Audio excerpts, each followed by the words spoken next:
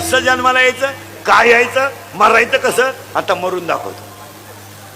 मरून दाखवतो आता, लय बारीक आहे का, मरून सुद्धा दाखवणार मी तुम्हाला, स्वर्गात सुद्धा नेऊन घालणार. श्राद्ध म्हणजे श्राद्ध. याची ताकद कमी झाली, याची ताकद कमी झाली, याची ताकद कमी झाली, म्हणजे दिसायला कमी झालं, ऐकायला कमी झालं, गुडघे गेले, शरीर जवळजवळ थकलं, आणि म्हातारं खाटावर पडलं, नुसतं एका कोपऱ्यात पाहतं म्हातारं.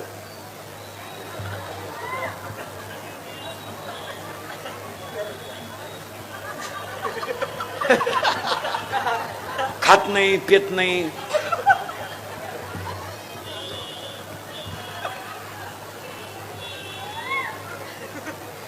पाहुणे म्हणले चहा,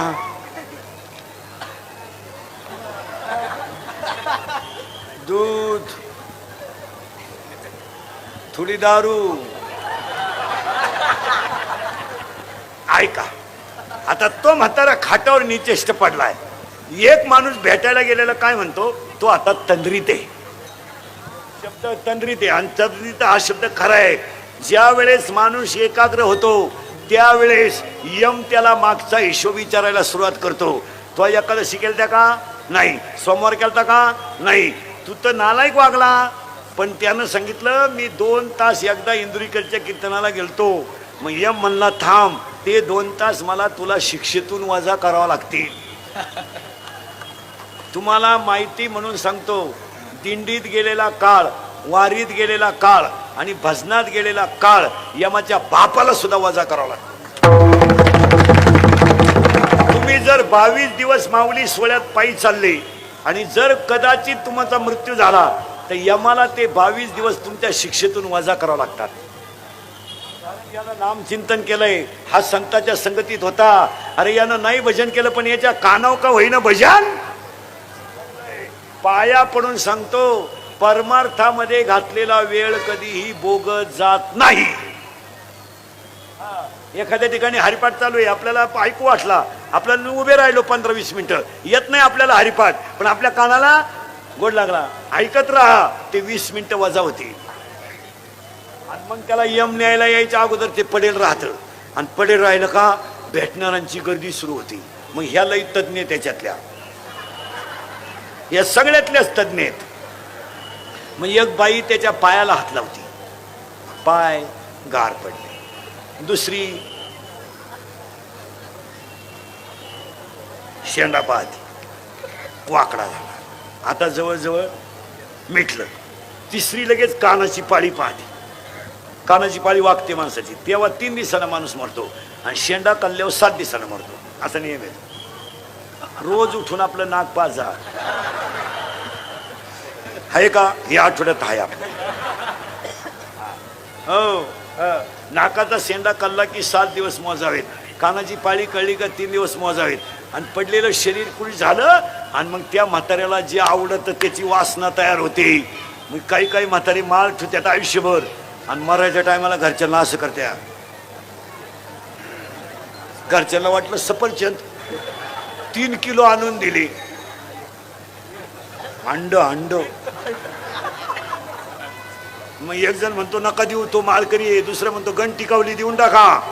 तिसरं म्हणतो मग काय वासना ठेवता का, म्हातारा कोंबडा होईल. आणि त्याच वेळेस वासना तयार झाली का वासना तिच्या भावाला फोन करते. तिच्या भावाचं नाव आहे यम. यम राजदूतला राखेल टाकूनच येतो. ठाय ठाय ठाय ठाय ठाय ठाय. यम आला का याचा श्वासवास झाला बंद. लगेच जवळची माणसं नागपुरीत कापूस घालत्या. मेला माणूस पाहता का मॅग, मेला. आता मेल्यानंतर खाली शिल्लक का राहिलं, प्रेत. चैतन्य निघून गेलं. नागपुडीत हातली घाण बाहेर पडू नये म्हणून नागपुडीत घातलं कापूस. प्रेत पडलं, माणसं रडायला लागली. का रडले, माया. प्रेताजवळ माणसं का रडली त्यांना माहिती आहे, गेलेला परत येणार नाही तरी रडले. का, माया. आणि ते शिल्लक राहिलं ते प्रेत, त्याला तुम्ही सुतळी बांधणार आणि जाळून टाकणार. माणूस मेला. आता स्वर्गात गेल्यावर काय होतं हे मी तुम्हाला सांगितलं असतं, पण अजून मी गेलो नाही.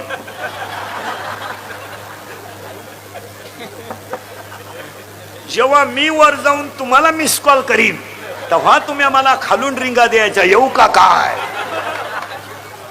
कारण स्वर्गात इतके लफडेत स्वर्गातले लपडे सांगतो ना, 1 2 3 फक्त. इंद्र पडली बघा, चंद्र झाला काळा, नारद चुकला चाळा. आता सगळ्या माळकऱ्यांना एक प्रश्न विचारणारे मी, आता 2 मिनिटं वेळ देणारे सगळ्या माळकऱ्यांना. प्रेत पडलंय, त्याच्यातलं चैतन्य गेलंय, मायेमुळं माणसं त्याच्याजवळ रडतात. रडणं साहजिकच महाराज. माणसं म्हणतात का रडायचं, माया उत्पन्न होतेच. अभिमन्यू मेला तेव्हा सुद्धा अर्जुन रडला. काही बरं हे काय रडल्याने उलट दुःख हलकं होतं, मोकळं होतं माणूस. रडलं पाहिजे. पूर्वी नवऱ्याच्या घरी पोरगी जाताना 1.5 तास रडायचा कार्यक्रम चालायचा लग्नात. आता नाही, आता पोरगी रडत नाही. आता सनाट फुलाच्या गाडी कधी कधी पोर. ते जुनं व्हायला राहतं सगळं. आता 10 लग्न जर असले तर 7 लग्न जुने आहेत.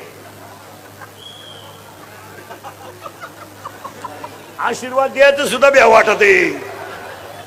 उलटी आता पोरगी लग्न झालं ना, आई बापाला हात करते, सगळे हप्ते पेड करा, कर्ज नील करा, तर दुसरा हप्ता घेऊन येते. आता काय नाही, आता झाकली 1.25 लाखाची. आता घरचे सण करतात, आई बापांनाही काही वाटत नाही त्याचं. पुरीला तर लाजच नाही, त्यांना काही वाटतही नाही त्याचं. पुरीलाही काही वाटत नाही. एक पोरगी तर मला डायरेक्ट म्हणली, इंदुरीकर पुरीला बोलतो, त्याला काय प्रेम कळत आहे. काय बोलायचंय पोरींच्या पुढं, म्हणजे मला प्रेम कळत नाही. प्रेम आंधळा असतं म्हणली, त्याला 2 डोळे, त्याला कुठं प्रेम दिसत आहे. म्हणजे मला बिंडोक पुरीला काय 100% पुरी इंदुरीकरला शिवाय द्या. बाबा इंदुरीकर केसांवरून आम्हाला लय बोलतो, कपड्यावरून बोलतो. पुरीनं मी बोलतो म्हणजे मी एका मुलीचा बाप आहे, मुलगी मला आहे. बापाला काय तळतळ असते तुम्हाला भाषण करून कळते का? ज्याला पोरगी नाही त्याला काय वांग कळत आहे त्याच्यातलं.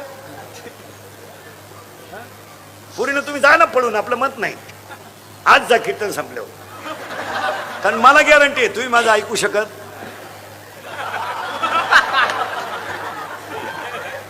नाही. कारण तुम्ही जी झक मारायची ती, कारण मी किती बोललो तरी तुम्हाला त्याची लाज. जा पळून तुम्ही. फक्त विनोद नाही बरं, आपल्या कीर्तनाला विनोदाची झालर आहे, पण झटके जीवन बदलावणार आहेत. पुरीनं जा पळून तुम्ही. आज जा, मेसेज टाका, चंद्र आहे साक्षीला. फक्त माझ्या एका प्रश्नाचं उत्तर द्या, तुमच्या बापानं काय पाप केलं होतं का तुम्ही त्याची इज्जत संपवली? एवढं उत्तर द्या. जा कुणाबरोबर जा, कोणाच्या आधारानं जा. फक्त मला त्या ईश्वरासारख्या बापाची चूक सांगा का त्याला आयुष्यभर बिचाऱ्याने कष्ट करून तुम्हाला मोठं केलं, त्याला पाहुण्यात किंमत राहिली नाही, त्याला गावात किंमत राहिली नाही, का त्याला घरातून बाहेर पाडायला नाक राहिलं नाही, त्याची चूक सांगा ना उत्तर द्या. त्यानं बनियन मळालं तर फलटी करून घातलं, ही त्याची शिक्षा का? त्यानं बायकोच्या गळ्यातले दागिने मोडून तुम्हाला मोठं केलं, ही त्याला शिक्षा का? ही शिक्षा का त्याला? अरे त्यानं बायकोच्या गळ्यातले दागिने मोडले तुम्हाला मोठं केलं, ही शिक्षा आहे का त्याला? अरे त्याचं बनियन मळालं तर त्यानं पलटी करून घातलंय. अरे पुरीनं प्रयोग वही आणायला सांगितली, तो किराणा दुकानात घुसला तर किराण्याचा बाजार कमी केला आणि त्यानं प्रयोग वही आणली, हे फळ आहे त्याला? डोक्यावर दगड वाहून त्यानं घर बांधलंय. पुरी जरा नीट आहे का? अरे तुम्ही तुमचा जन्म नव्हता झाला पुरीनं, तुमचा जन्म हा बिचारा शेतकरी वर्ग आहे ना, त्यांच्या मुलासारखा मी. त्यानं डोक्यावर दगड वाहून पायानं गाळ करून घर बांधलंय. अरे तुमचा जन्म झाला पोरी नव्हतं. तुमचा बाप 15 मिनिटं एकटा हसत होता. का हसत होता माहितीये पोरीनं तुम्हाला? का हसत होता माहितीये का? त्याच्या आईनं त्याला सांगितलं होतं, तुला जर मुलगी झाली तर तू नशिबान असशील. अरे त्याला आईची आठवण आली तर तो 15 मिनिटं हसत. पाप केला का त्याने? अरे तुम्ही 1.5 महिन्याच्या बरे तुम्ही 1.5 महिन्याच्या होत्या पोरीनो, 1.5 महिन्याच्या अशा इतक्या. तुमची आई तुम्हाला आंघोळ घालायची ना, कशी घालायची माहिती का? पाय पसरायची आणि पालथं झोपायची, तोंड खाली करायची, पाठ वर करायची आणि 2 बादल्यात पाणी घ्यायची, एक थंड एक गरम. पोरगी रडली तर गार आणि हसली तर गरम. एक आई मी ही बिचारा बाप आहे ना, हा बादलीतलं पाणी ओतायचा आणि तुमची आई तुम्हाला दोन्ही हाताने चोळायची, फडक्यात गुंडाळायची आणि झोळीमध्ये टाकायची. तर तुमचा बाप झोळीच्या दोऱ्या ओढायचा आणि तुमची आई भाकरी करायची. पण भाकरी करताना आई बोलत नव्हती का? तिची झोप मोडल. पुरीनो, तुम्ही बोलायला लागले तर बाप बोबडा बोलायचा, तुम्ही चालायला लागले तर तुमचा बाप वाकून चालायचा. आणि पोरीनं तुम्ही रडायला लागले तर तुमचा बाप गुडघे टेकवायचा, पोरीनं गुडघे, अरे गुडघे खाली टेकवायचा तो बाप, आणि हात खाली टेकून घरात घोडा घोडा व्हायचा रे पोरीनो, घरात घोडा घोडा व्हायचा. तुमचे पाय पोटाला लागायचे, तोवर हसायचा. तुमचं लग्न जमलं तर रात्रभर उशीत मुंडक गुंतून तो रडत होता पोरीनो. तो का रडला माहितीये का? माझे पैसे जाऊ द्या, फक्त माझी मुलगी सुखी होऊ द्या म्हणून रडत होता. वाईट पोरीनं भाऊबंद असले, पैसे नाहीत, रात्रभर उशीमध्ये मुंडक गुंतून रडला. त्याला आधार देणाऱ्या बायकोनं त्याच्या खांद्यावर हात ठेवला आणि म्हणली डोळ्याचं पाणी पुसा, मी गळा मोकळा करील पण लग्न करील. तो काय म्हणला माहिती का? अगं माझ्याच्यानं तुला परत गळ्यातलं होणार नाही ग, आपण 5 गुंठे जमीन विकू, पण पुरीचं लगीन टोले जंग केलं रे पुरीनो. पुरीनो तुम्ही आज पळून जा, कीर्तन संपल्यावर आता जा. आता घरी गेल्या गेल्या बापाला सांगा, जा पळून पुरीनो तुम्ही. फक्त तुमच्या बापाला सांगा गेल्यावर का मी माझं त्या मुलावर प्रेम आहे, आम्ही 9वी पासून झक मारतोय, माझ्या मोबाईलला बॅलन्स तो टाकतोय. एक वाक्य सांगू पुरीनो, 5 लाख रुपये बाप तुमचा घालवील पण तुमचं लग्न करील, पण पाया पडतो पोरीनो त्याची इज्जत वाचवा, त्याची इज्जत वाचवा. पाया पडतो तुमचे, घराला प्रेम. तुम्ही कोण नको म्हणलं, जा पळून तुम्ही. फक्त त्याला स्पष्ट सांगून टाका का मी त्याच्याशिवाय जगू शकत नाही, आम्ही 9वी पासून झक मारतोय, फक्त त्याला फाटक्या कपड्यात गल्लीनं वर मान काढून चालू द्या. यावर तुमचं मत काय? त्याच्यावर कर्ज होऊ द्या, कर्जाला बिर्जाला तो घाबरत नाही. नाही नाही, तो कशालाच घाबरत नाही पोरीनो, तो फक्त इज्जतीला घाबरतो. जरा भान ठेवा. सांगा महिला मंडळी, याच्यातलं कोणतं वाक्य विनोद आहे? नाही. स्वर्गात गेल्यावर काय होतं याची देव इच्छा करतात. असेच नवनवीन व्हिडिओ पाहण्यासाठी आपल्या चॅनलला आता सबस्क्राईब करा, लाईक करा. रामकृष्ण हरी मंडळी.